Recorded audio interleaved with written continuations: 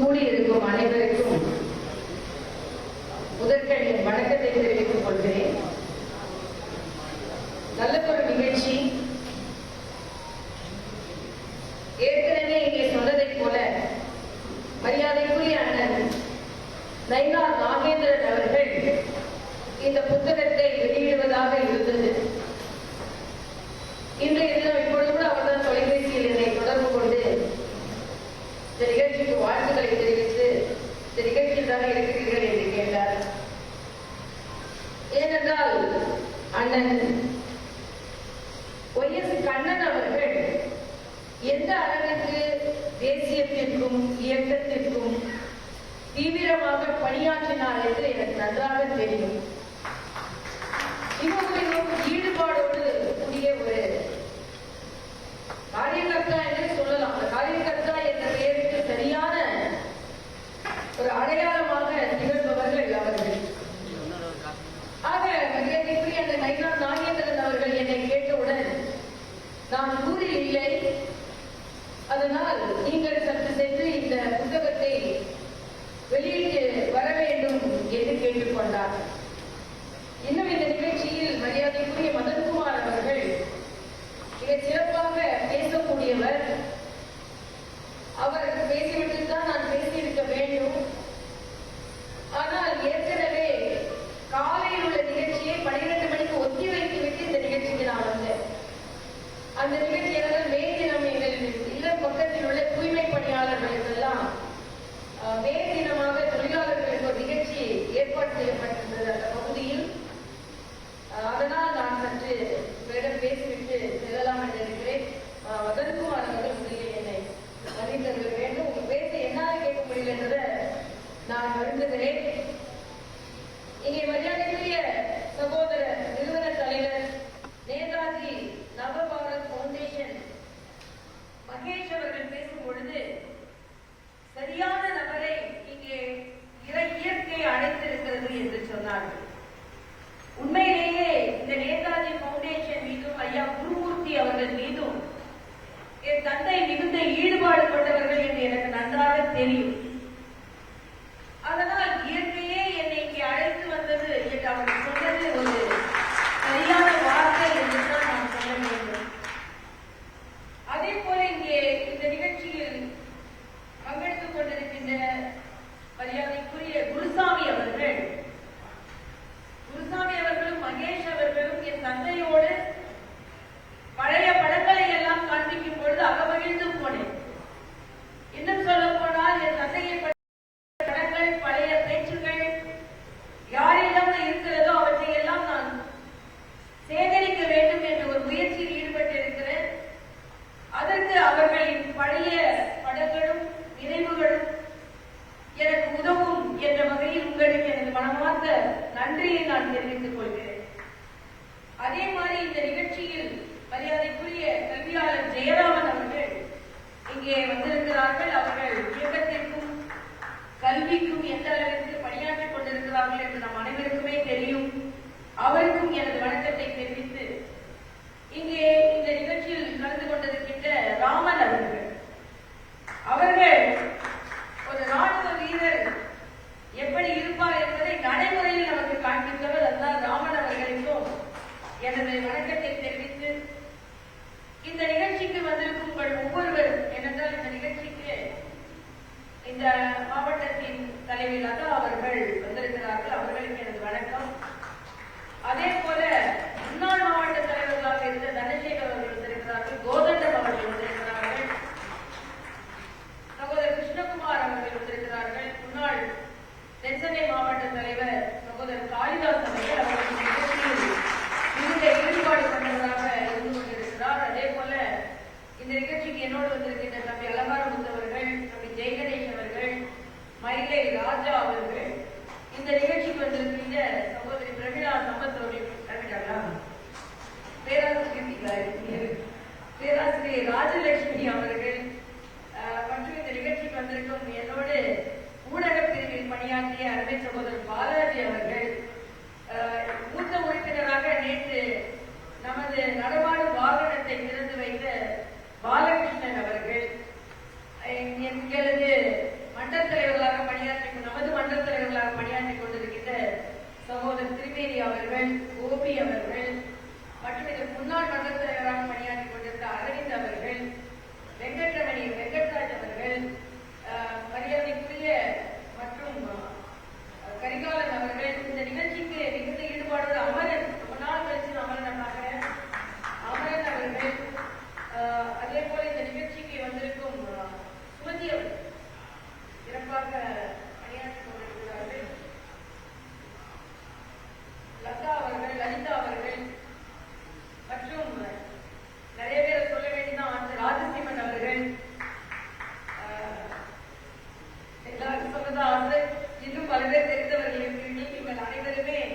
நெஞ்ச தாமரையை வீற்றிருக்கிறீர்கள் என்று சொல்லி எல்லாவற்றிற்கும் மேலாக மரியாதைக்குரிய கண்ணன் அவர்கள் இந்த புத்தகத்தை இதற்கு முன்னாலும் என்னிடம் கொடுத்திருந்தார்கள். ஆனால் அதை நான் ஒரு உயரிய அலுவலகத்திற்கு அனுப்பிவிட்டேன். அதனால் இந்த புத்தகத்தை நான் படிக்கும் வாய்ப்பு எனக்கு கிடைக்கவில்லை. நேற்றுதான் புத்தகம் கைக்கு வந்தது. என்னிடம் ஒரு பழக்கம் புத்தகத்தை முழுவதும் படித்துவிட்டு தான் நான் வெளியீட்டு விழாவிற்கு வருகின்ற பழக்கம். நான் வேகமாக படிக்கக்கூடியவள். ஆனாலும் நேற்று இரவிற்குள் இந்த புத்தகத்தை படித்து முடிப்பது 500 பக்கங்கள் கொண்ட புத்தகத்தை படிப்பது என்பது இயலாத காரியம். அதனால் ஒட்டுமொத்தமாக இந்த புத்தகத்தை பற்றி படிக்கும் பொழுது எனக்கு மிகவும் பிடித்தது முதலிலேயே நேதாஜி அவர்களின் மார்ச்சிங் சாங் என்று போட்டிருக்காங்க. இது பள்ளி குழந்தைகளுக்கும் கல்லூரி மாணவர்களுக்கும் தேசிய கீதத்தை போல சொல்லிக் கொடுக்கக்கூடிய ஒரு பாடல் என்பதை நான் இங்கே பதிவு செய்கிறேன்.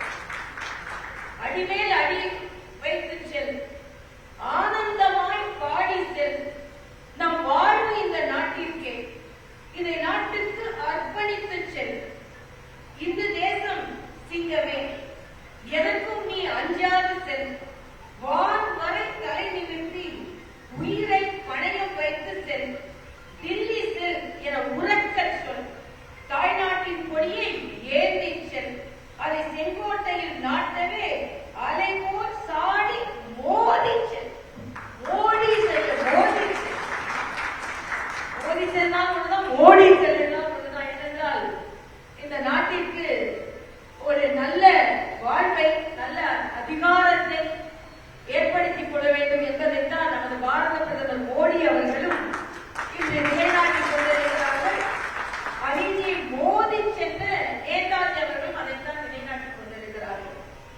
ஆக கண்ணன் அவர்களுக்கு முதலிலேயே இந்த பாடலை பதிவு செய்வதற்கு நான் வணக்கத்தை தெரிவித்து, நம் இயக்கத்தை சார்ந்தவர்கள் இந்த பாடலை இன்னும் அழகாக மெட்டோட பாடச் செய்து, இன்னும் தமிழ்நாட்டிலும் ஒரு சுதந்திர போரைக்கு நாம் நடத்த தயாராக இருக்கும் போது இந்த பாடல் நமக்கு தமிழகத்திலும் பலன் தரும் என்ற வகையில் நாம் எல்லாம் இதை மனனம் செய்து வீராவேசத்தோடு பாட வேண்டும் என்றையும் நான் இங்கே கோரிக்கையாக வைக்கிறேன்.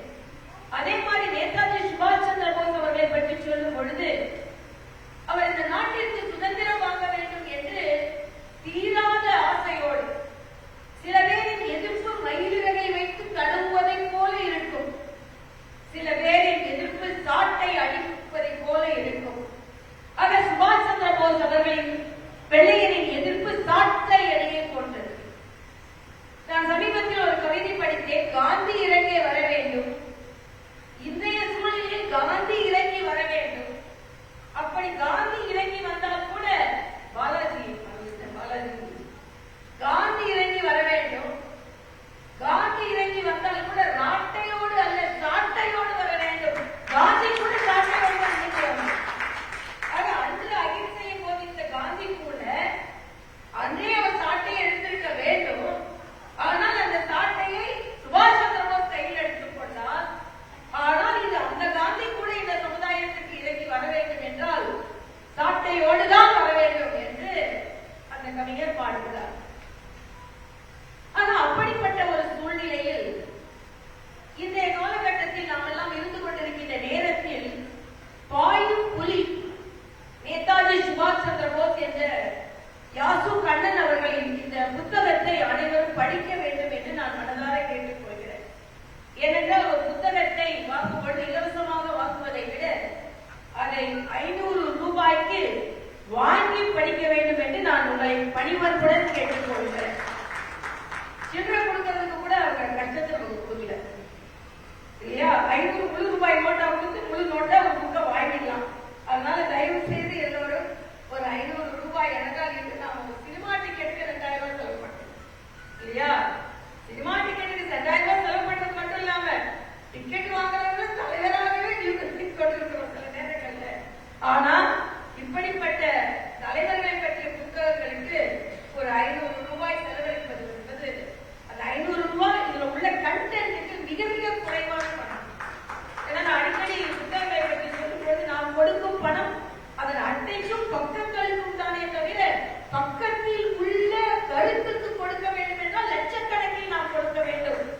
லட்சியம் புருஷனான இந்த நேதாஜியை பற்றி இவர்கள் கொடுக்கும் பொழுது நிச்சயமாக இன்னும் அதிக பணம் கொடுக்க வேண்டும். அதனால் எப்பவுமே புத்தகம் எழுதியவர்கள் கவலைப்படக்கூடாது.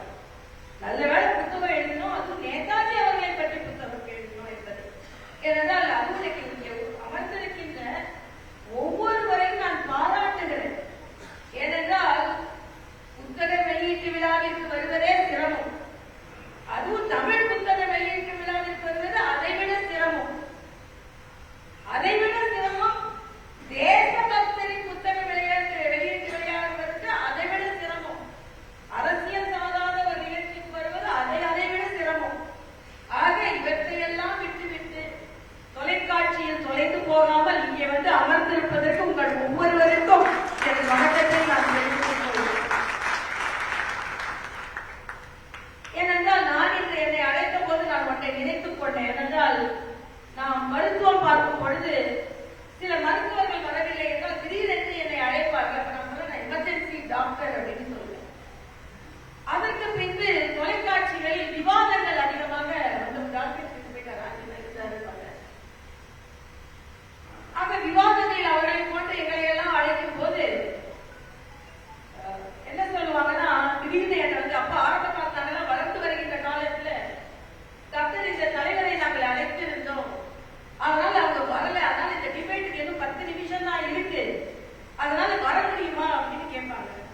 நாங்க சொன்ன காலை ஏறி புதிய தலைமையிலாம் என்ன பண்ணுறது, இறங்கி ஓடி இருக்கேன், நடுவில் கிராஸ் பண்ணி ஓடி இருக்கோம். தந்திக்கு அங்க டைடல் பார்க்கு வர்றதுக்கு முன்னாலே அங்கே போன்ல தள்ள ஆரம்பிச்சிருக்கோம். அப்படிலாம் டிபேட்டுக்கு போகும். அப்ப நான் சொல்லுவேன், அந்த காலத்துல எமர்ஜென்சி டாக்டர்னு சொன்னாங்க, இந்த காலத்துல எமர்ஜென்சி டிபேட்னு சொல்லிட்டு இருக்கீங்க, அதனால டிபேட்டுக்கு இது எமர்ஜென்சி அழைக்கிறீங்க. இன்னைக்கு எமர்ஜென்சி வெளியீட்டாளராகவும் நான் வந்து விட்டேன் என்ற வகையில் நான் மகிழ்ச்சி அடைகிறேன். அது மட்டுமல்ல, ஒரு புத்தகத்தை இன்னொன்று பாராட்டணும். இந்த புத்தகத்தை வெளியிடும் போது அழகா ஒரு ரிப்பன் மாத்திரம் கட்டி கொடுத்துட்டாங்க. சில நேரங்கள்ல புத்தக வெளியீட்டு விழா போட்டு அதுக்கு டைட்டா ஒரு ரேப்பர் போட்டு அழுத்தி அது திறக்கவே முடியாத அளவிற்கு ஒரு வழி பண்ணி வச்சிருப்பாங்க. அதனால இலகுவாக புத்தகத்தை வெளியிட வைத்ததற்கு நான் இதே மாதிரி புத்தக வெளியீட்டு விழாக்கு போனேன். 2-3 ரேப்பர் போட்டு திறக்கவே முடியாத அளவிற்கு எல்லாம் வைத்திருந்தாங்க. எல்லாம் முக்கியமான தலைவர்கள் திறக்க வந்து சிரமப்பட்டு இருக்கும் போது நான் மட்டும் டக்குனு கிழிச்சு அது திறந்துட்டேன். உடனே அந்த தலைவர்கள்லாம் கேட்டாங்க, இது திறக்கவே நாங்க எவ்வளவு கஷ்டப்பட்டு இருக்கோம், உடனே கிழிச்சு இதை எடுத்துட்டீங்க என்பது நான் முகப்பேறு மருத்துவர் வைத்த கிழிச்சு குழந்தைகள் எடுக்கிற பழக்கம் இருந்து அதனால இந்த புத்தக அட்டையை கிழிச்சு உடனே எடுத்துட்டு நீங்களாம் சிரமப்பட்டு கொண்டிருக்கிறீர்கள் என்று சொன்னேன். ஆக எல்லா விதத்திலுமே அதே மாதிரி பாடல்களோடு, பாரதியார் பாடல்களோடு நல்ல ஆட்டத்தை, நல்ல நடனத்தை ஏற்பாடு செய்திருக்கிறீர்கள். அதற்கும் எனது வாழ்த்துக்களை தெரிவித்துக் கொள்கிறேன். ஏனென்றால் எல்லாவற்றையும் விட எனக்கு மிகவும் பிடித்தது இங்கே வைக்கப்பட்டிருக்கின்ற படங்கள். நடிகர்கள் படம் வைக்கப்பட்டால் உடனே அது ஈர்க்கப்பட்டுவிடும், ஆனால் விரைவில் வைத்துக் கொள்ளப்படும்.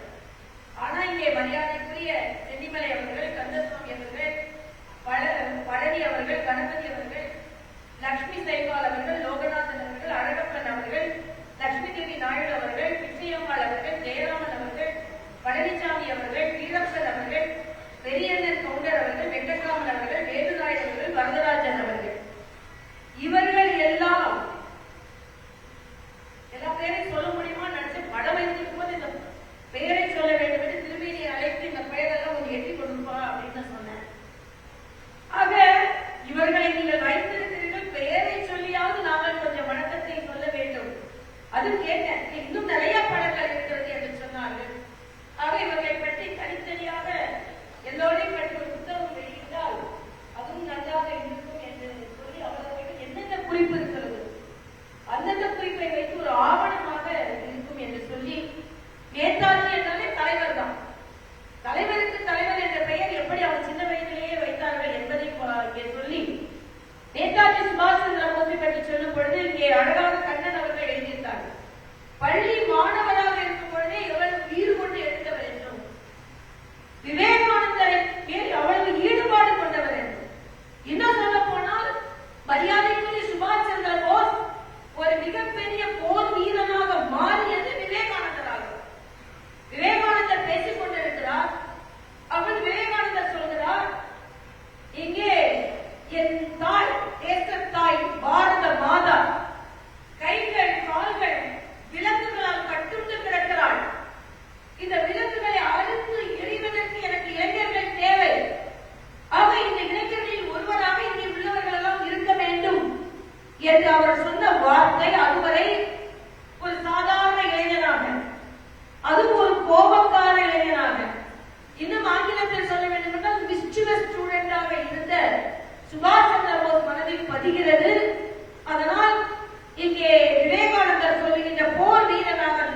வாழ வேண்டும். நமது முயற்சியினால் நம் பாரத அன்னையின் கைகளில் போடப்பட்டிருக்கின்ற விலங்குகள் அறுத்து எரியப்பட வேண்டும் என்று முடிவு செய்கிறார். அன்றிலிருந்து சுதந்திர போராட்ட போர் வீரனாக மாறுகிறார். ஆக ஒரு தேசியத்தையும் தெய்வீகத்தையும் இரண்டு கண்களாக கொண்டவர் சுபாஷ் சந்திர போஸ். இங்கே தென்கிழக்கு ஆசிய நாடுகளிலும் ஜப்பான், பர்மா போன்ற நாடுகளிலும் சுபாஷ் சந்திர போஸ் எப்படி போர் வீரர்கள் திரட்டினார் என்பதை கண்ணன் மிக அழகாக எடுத்துச் சொல்லி இருக்கிறார். ஆக இப்படிப்பட்ட போர் வீரர்களை எல்லாம் திரட்டிக் கொண்டு சுபாஷ் சந்திர போஸ் வருகிறார். நம் நாட்டின் எல்லை வருகிறது. எல்லை வந்தவுடன் சுபாஷ் சந்திர போஸ் சொல்கிறார், வருகிறவர்கள் ஜப்பான்காரர்கள், தென்கிழக்கு ஆசிய நாட்டை சார்ந்தவர்கள், பர்மாக்காரர்கள், சிங்கப்பூரை சார்ந்தவர்கள், மலேசியாவை சார்ந்தவர்கள், எல்லோரும் போர் வீரர்களாக திரட்டிக் கொண்டு வந்து கொண்டிருக்கிறார். அப்பொழுது நம் நாட்டின் எல்லை வந்தது. எல்லை வந்தவுடன் சுபாஷ் சந்திர போஸ் சொல்கிறார், என் நாட்டின் எல்லை வந்துவிட்டது. இந்த எல்லையை கடக்கும் முதல் 10 பேர் இந்தியர்களாக இருக்க வேண்டும் என்று சொல்கிறார். உடனே வந்த மற்றவர்களுக்கெல்லாம் கோபம் வருகிறது. சுபாஷ் சந்திர போஸ் அவர்களே, உங்கள் நாட்டிற்கு சுதந்திரம் வாங்கி தர வேண்டும் என்பதற்காக, வேறு நாட்டை சார்ந்தவர்கள் உங்களுக்கு துணை புரிய வேண்டும் என்பதற்காக உங்களோடு நாங்கள் வந்து கொண்டிருக்கிறோம். ஆனால் என்ன சுயநலம் பார்த்தீர்கள்? நீங்கள் இந்த எல்லையை தாண்டும் பொழுது முதல் 10 பேர் இந்தியர்களாக இருக்க வேண்டும் என்று சொல்கிறீர்களே என்று கேட்டபோது சுபாஷ் சந்திர போஸ் சொல்கிறார், இது எந்த நாட்டின் எல்லை? என் நாட்டின் எல்லை. இந்த நாட்டை ஆங்கிலேயன் ஆண்டு கொண்டிருக்கிறான்.